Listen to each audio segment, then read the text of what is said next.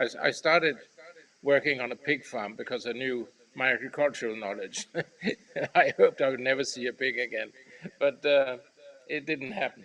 And so I started there, but then I was very lucky, and I got into the Experimental Research Institute in Stellenbosch, and that was a wonderful beginning because it was populated with extremely intelligent people, and I was lucky enough to be the assistant to one of, I think, one of the foremost persons in viticulture, uh, Desje Pongratz, who was incredibly intelligent and a free mind, and so I had a lot of joy there. It was a great time, and then perchance I managed to land a job as assistant on another farm. Nowadays it's called Rustenburg, who makes some of the real top wines in the Cape, and certainly did then. I mean, I would say it was the Latour of the Cape, and it had a most wonderful indigenous yeast. The wines were incredible, really, and I had 5 wonderful years there, and then I got picked by. It was called International Distillers and Vintners, or Gilbey's. Now it's got some unpronounceable name, and it's a huge giant.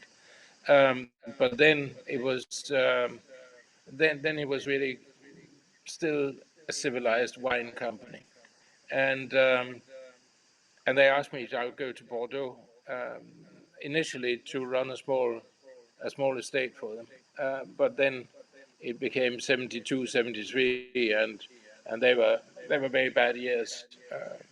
So there was no money in the box, and so instead I ended up as production director at Chateau Louden, which was very interesting because it taught me a lot of big winemaking and running a big unit, bottling unit, and do things that I've never actually known before. So it was a great learning curve, and I'm very grateful for that.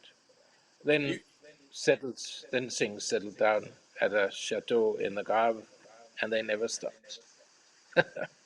you've been called one of the original flying winemakers because you've worked in so many different regions.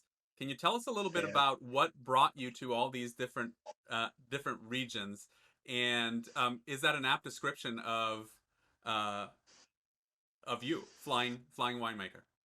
Well, I don't know, but usually it was a telephone call asking would I go somewhere, and I remember I think the very first was Tony Lateways, who has I think the world's biggest wine mailing firm.